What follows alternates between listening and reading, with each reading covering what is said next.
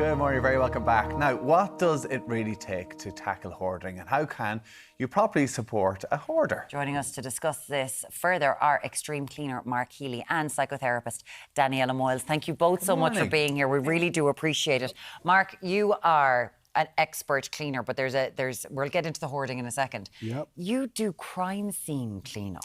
Unfortunately, yep. As part of the business, yep. How did you get into that? Well, originally I was doing standard sort of house clearances, and then I saw a course in Bristol for crime scene cleaning, and I went on that, and I just added that to the website, and then I just got call after call. And it's extreme. Like it's very extreme. Yeah, like one person, we're looking at some pictures here all now. right. That's just a that's kind me, of. yeah. But with the crime scene stuff, like you have to be ready to go into a house where someone, you know, suicides and blood and all that. Really? Kind of thing. Yeah. How do you handle that? Well, at first I didn't know whether or not I could handle it, but the first job I did, as I was working, I was thinking of other things. Yeah. Other than the blood, just to take my mind off it. I can, because there's a BBC have a show about it now. Greg Davies has a show called The Cleaner, and it's crime scene cleanup, and it's a comedy about what happens in this world. It has to be quite dark, but it's a part of your job. I mean, crime scenes, hoarding as well. Hoarding is a big part of that. We're seeing some of the pictures. When you go into these houses, where do you start? I think, oh my God, what have I done? Really? And some of them, I think. But they've paid, and I'm contracted to do it, so I can't let them down. I have to do it. Give us an example. Like, what sort of things have you seen that have really shocked you? There's lots of things. There was a bathroom with used nappies from floor to ceiling, and we had to get rid of that.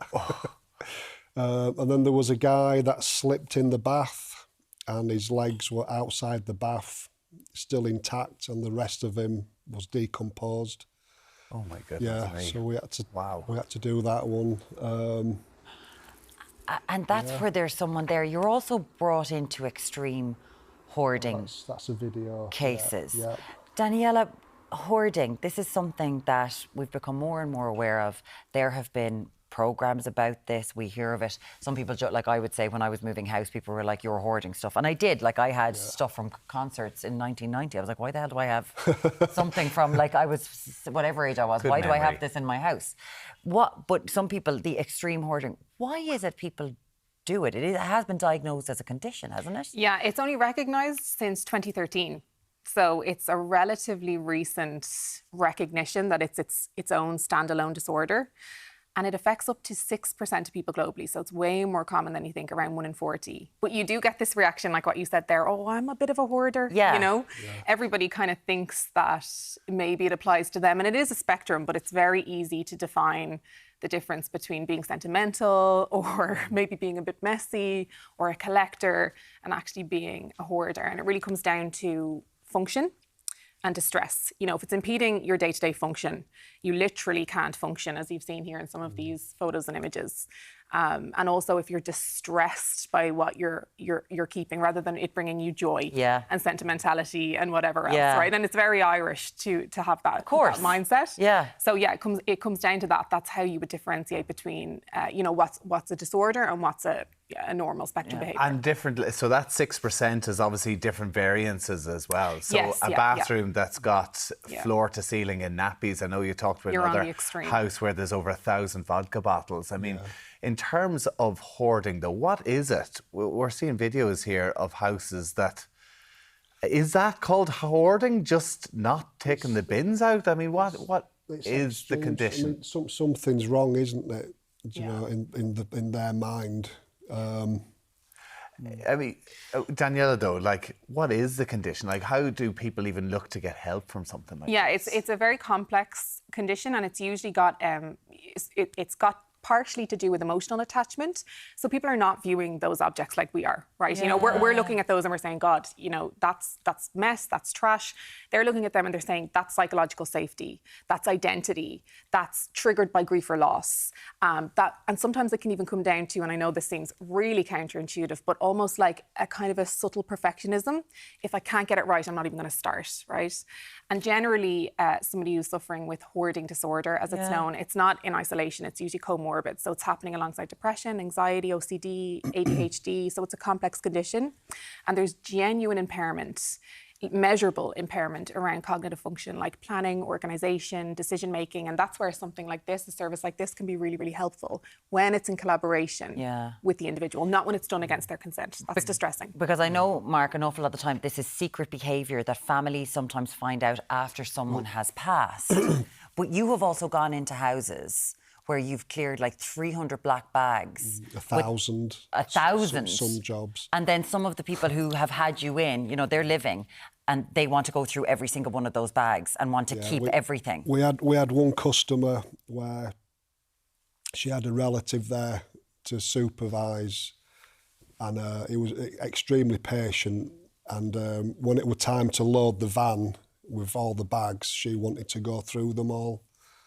Everything. Nothing got loaded on the van. It ended up in the back garden. Oh my God. That's characteristic of the disorder, though. It's extremely distressing to part with every single object, even if it's a bottle that's discarded or a piece of clothing that you said you've seen them eaten. Half eaten. But it's actually extremely psychologically distressing, and that's what sets it apart. So when you go into a house like this and it's filled top to bottom, where do you start? Usually at the top. But is there like you start from the top? Do you go to a bathroom? Do you go to the kitchen? Like, is there certain areas that you kind of need to kind of clear out first of all? The toilet, because we have to use the toilet, so we'll do the bathroom and the kitchen first, and then we'll start at the top. Okay, and it's just unloading. Then do you rip up the carpets? Do you kind of everything, carpets up. It's just when we finish, it's just a shell. Because I believe you and your wife, it's the partnership, the pair of you, you actually even stay over at the premises to kind of get the job done. Not at the premises, but we'll have an Airbnb. We'll be as close as possible so we can put in as many hours as possible. Wow. Yeah, because it's not a 9-to-5 job. No. I would think that something this extreme might be rare. There's quite a lot of people in Dublin. There's a lot of people, yeah. Really? Yeah, there is. And is it, I'm assuming when you, like if you're going to a house that someone is like, okay, I need to get this house cleared, and they're living, like that, do people cancel all the time? Be like, oh, well, no? No, because I take a deposit. Right, okay, so you're like, I'm coming to this house. But you're shaking your head as well, Daniel. This is more common, I think. It's just shrouded in shame, as you've named. You know, it's not something that we're declaring publicly. It's usually something that's found out when a person falls or becomes ill or, you know, is otherwise impaired by the condition, and then it becomes clear to family and friends. And it's very, very, very overwhelming for both the individual and the family. And there's not a lot out there in terms of how to help somebody, which is, I suppose, why we're here talking about this now. And how do you, because again, as we said, it's something that can be very secret. You can just meet people outside. You don't have to invite people into your home. What would be the first step if someone was watching in and kind of going, I think there's something going on there? What would be the first step? I mean, the first step is definitely to try and choose empathy over judgment, which sounds so easy, but it's a very easy thing to judge, right? Yeah. You know, it's something that we can all say, can you not just throw that out? You know, this is not right. It's so easy to just clear this up. So it's to understand that there's such a deeper emotional and symbolic meaning of all of these pieces of junk or rubbish to the person who's actually hoarding them. And then to try and focus on perhaps something like the safety aspect over the appearance, right? So actually to say, look, functionally, this is a fire hazard. Functionally, this is not good for your health. Functionally, this is going to impede your day-to-day function, rather than leaning into shame, right? This doesn't look good. This doesn't feel good. I'm embarrassed for whatever, right? And then the gold standard of treatment is CBT. It's cognitive behavioural therapy. And it's generally quite a long-term treatment, because this is something that builds up over decades. It's more prevalent in the elderly rather than the young. Now, if you talk to the elderly, they say it's been there since I was a teenager, but it takes that long to accumulate and be seen. So CBT is really the gold standard, and then somebody like Mark. And Mark, who would generally employ you? Is this like the guards would bring you in? It's a wide range of people. It could be family members after a fall. Somebody might have had a fall. Okay. Social workers, people with a drink problem. A lot of those people are hoarders as well, and they get found out by family members. And how long can it take? How long was an average job, about a week. A week to do a whole house? Whole house, yeah. That is. I mean, when you see some of the videos... The last one took 3 weeks. 3 weeks? It caught me off guard. Yeah, it caught me off guard. Well, you gave the quote wrong on that one, did you? I did, actually, but the customer was a really nice guy, gave me an extra 2,000 on top, yeah. My goodness. There you go. OK, well, listen, if you want to get in touch, Phoenix Extreme Cleaning Services, Mark Healy, thanks so much for joining us. And Daniella Moyles, psychologist, thank you so much. Thanks so much for that. Really do. I really appreciate it.